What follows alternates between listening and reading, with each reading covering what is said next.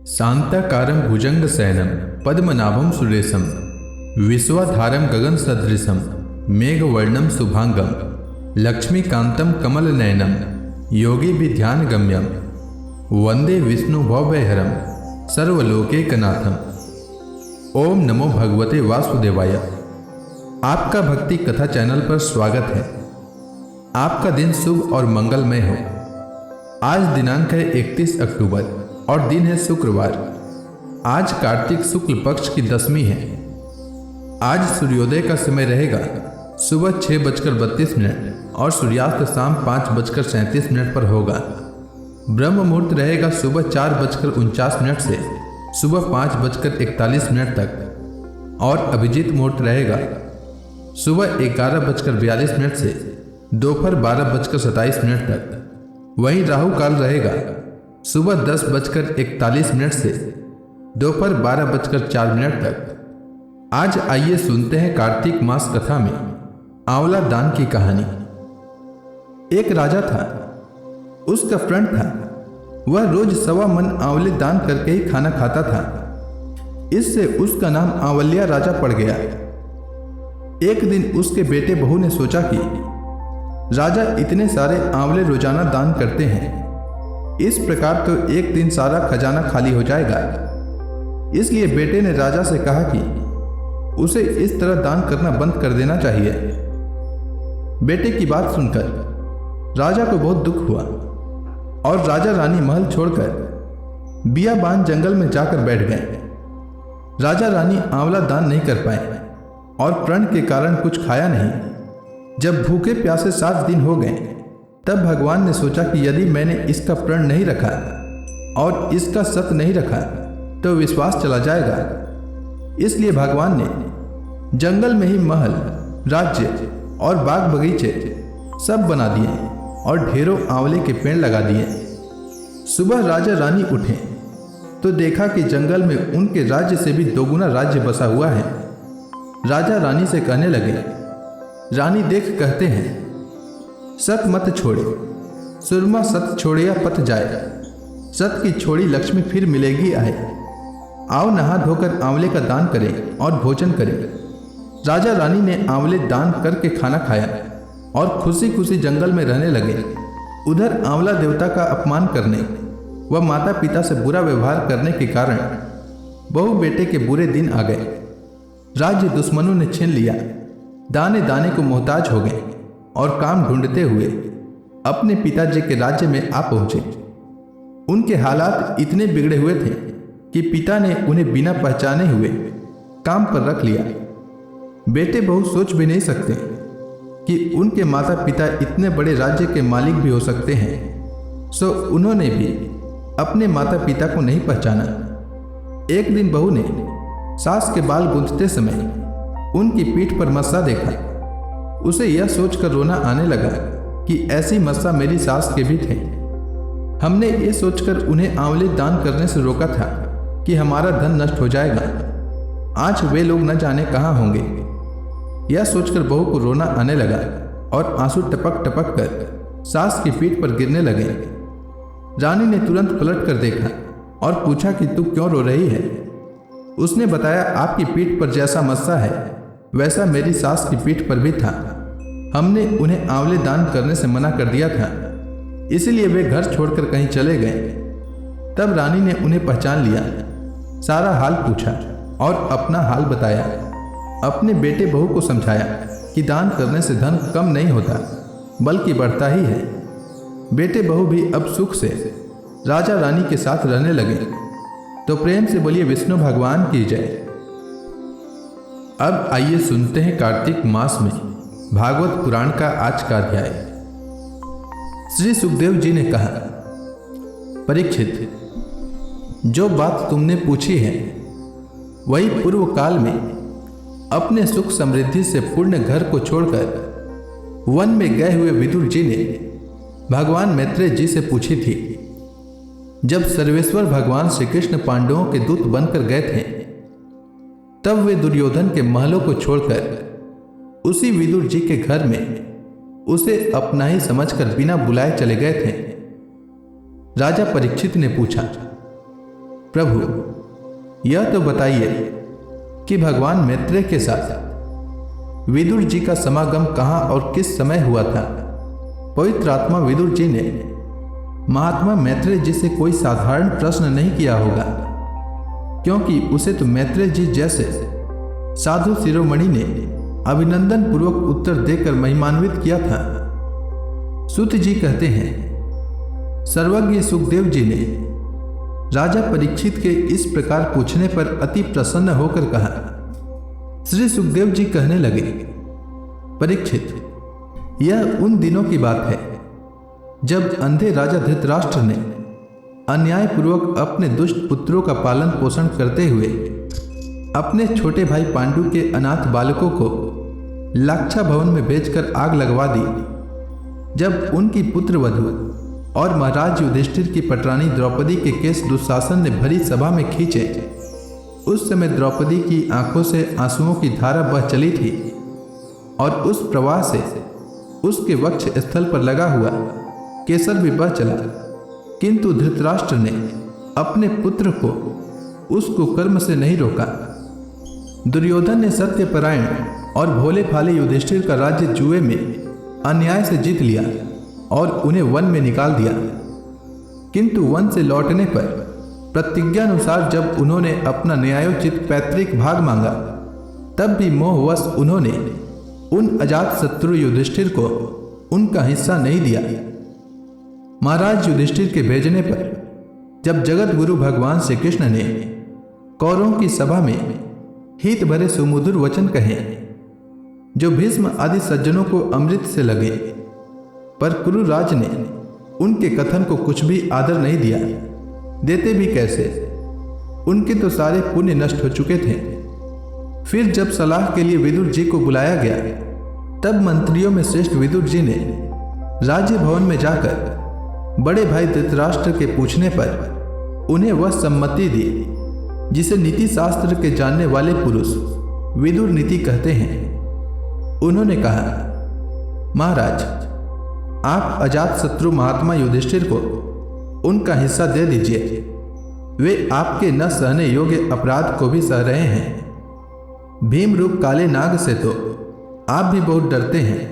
देखिए, वह अपने छोटे भाइयों के सहित बदला लेने के लिए बड़े क्रोध से फुफकारे मार रहा है।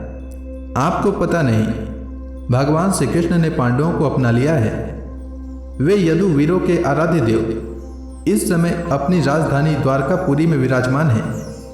उन्होंने पृथ्वी के सभी बड़े बड़े राजाओं को अपने अधीन कर लिया है तथा ब्राह्मण और देवता भी उन्हीं के पक्ष में है। जिसे आप पुत्र मानकर पाल रहे हैं तथा जिसकी हाँ में हाँ मिलाते जा रहे हैं, उस दुर्योधन के रूप में तो मूर्तिमान दोष ही आपके घर में घुसा बैठा है।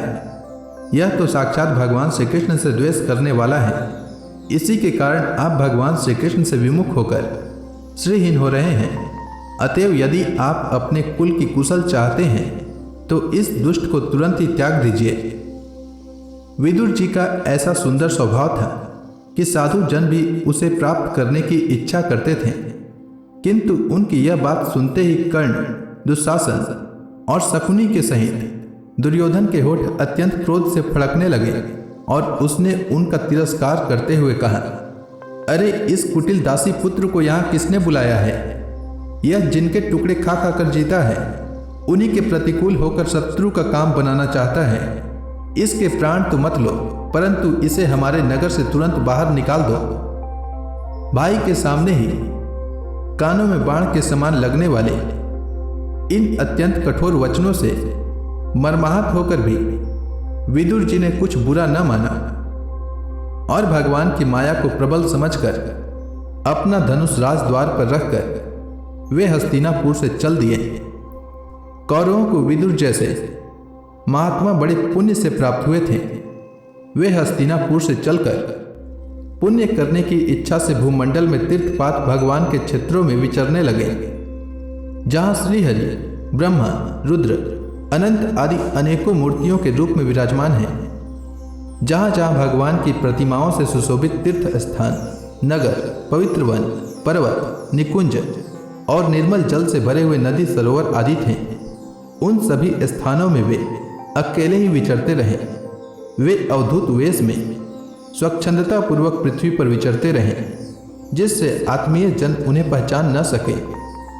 वे शरीर को सजाते न थे, पवित्र और साधारण भोजन करते, शुद्ध वृत्ति से जीवन निर्वाह करते, प्रत्येक तीर्थ में स्नान करते, जमीन पर सोते और भगवान को प्रसन्न करने वाले व्रतों का पालन करते रहते थे।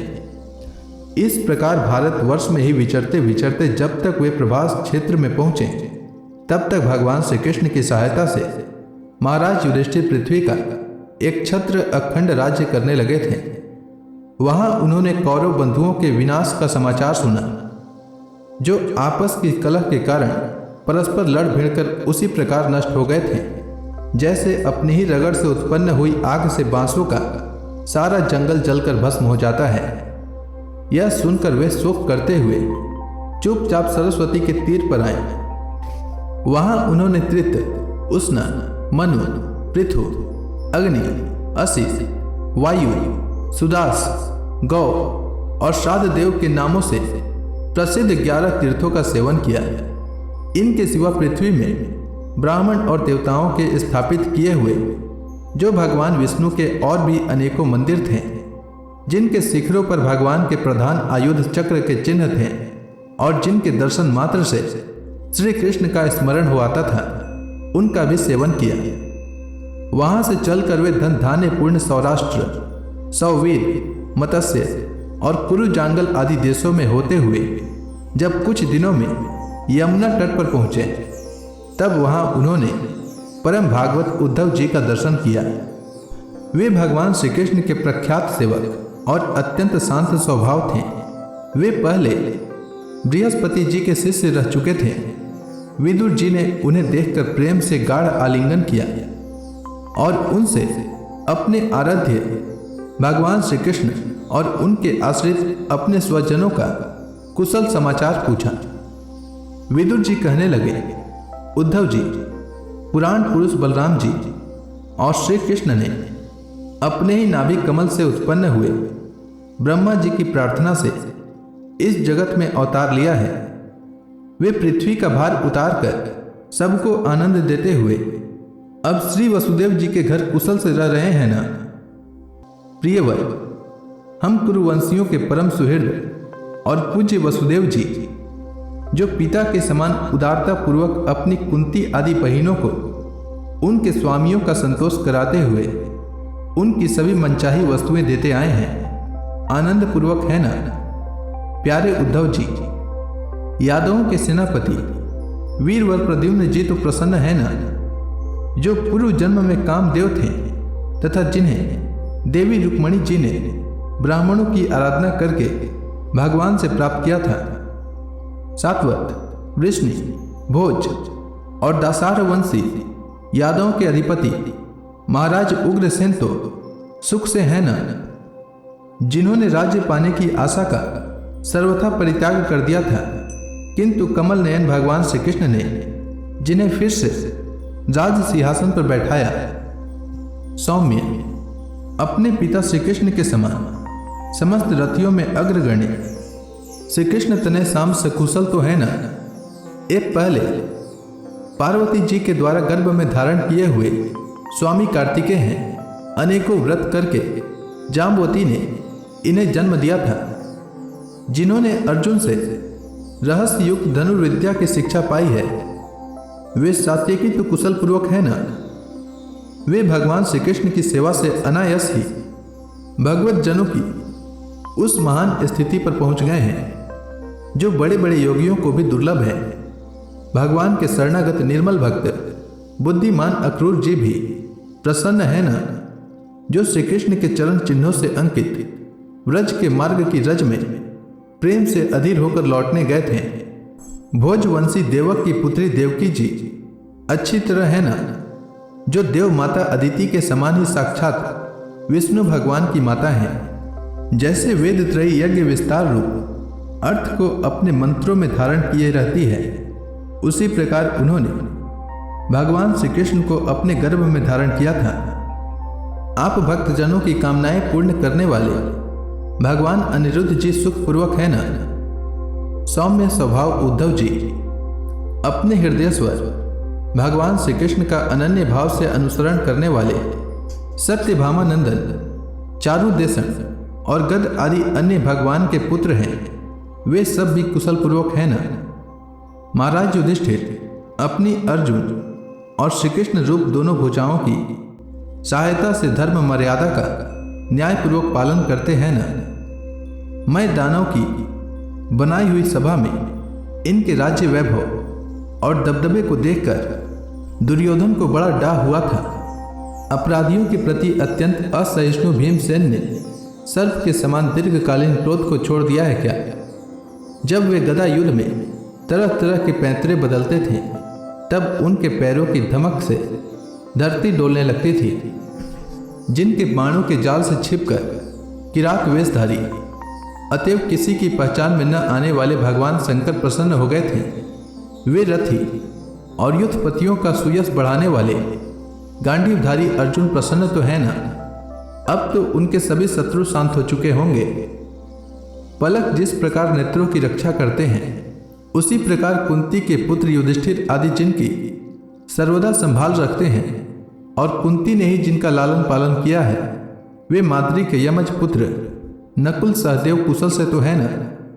उन्होंने युद्ध में शत्रु से अपना राज्य उसी प्रकार छीन लिया जैसे दो गरुड़ इंद्र के मुख से अमृत निकाल लाए। अहो, बेचारी कुंती तो राजर्षि श्रेष्ठ पांडु के वियोग में मृत प्रायसी होकर भी इन बालकों के लिए ही प्राण धारण किए हुए है। रथियों में श्रेष्ठ महाराज पांडु ऐसे अनुपम वीर थे कि उन्होंने केवल एक धनुष लेकर ही अकेले चारों दिशाओं को जीत लिया था।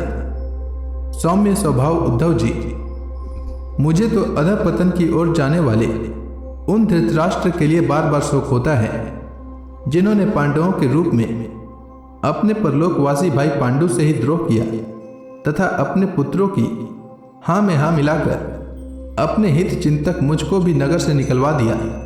किंतु भाई, मुझे इसका कुछ भी खेद अथवा आश्चर्य नहीं है। जगत विधाता भगवान श्री कृष्ण ही मनुष्यों की सी लीलाएं करके लोगों की मनोवृत्तियों को भ्रमित कर देते हैं। मैं तो उन्हीं की कृपा से उनकी महिमा को देखता हुआ दूसरों की दृष्टि से दूर रहकर सानंद विचर रहा हूँ। यद्यपि कौरवों ने उनके बहुत से अपराध किए, फिर भी भगवान ने उनकी इसीलिए उपेक्षा कर दी थी कि वे उनके साथ उन दुष्ट राजाओं को भी मारकर अपने शरणागतों का दुख दूर करना चाहते थे, जो धन, विद्या और जाति के मद से अंधे होकर कुमार्गगामी हो रहे थे और बार बार अपनी सेनाओं से पृथ्वी को कपा रहे थे। उद्धव जी, भगवान श्री कृष्ण जन्म और कर्म से रहित हैं, फिर भी दुष्टों का नाश करने के लिए और लोगों को अपनी ओर आकर्षित करने के लिए उनके दिव्य जन्म कर्म हुआ करते हैं। नहीं तो भगवान की तो बात ही क्या, दूसरे जो लोग गुणों से पार हो गए हैं, उनमें भी ऐसा कौन है जो इस कर्माधीन देह के बंधन में पड़ना चाहेगा। अतः मित्र, जिन्होंने अजन्मा होकर भी अपनी शरण में आए हुए समस्त लोकपाल और आज्ञाकारी भक्तों का प्रिय करने के लिए यदु कुल में जन्म लिया है, उन पवित्र कीर्ति श्री हरि की बातें सुना तो प्रेम से बोलिए विष्णु भगवान की जय। इसके आगे की भागवत कथा मैं कल के कार्तिक मास कथा में सुनाऊंगा। तब तक के लिए भगवान हरि का नाम जपते रहें।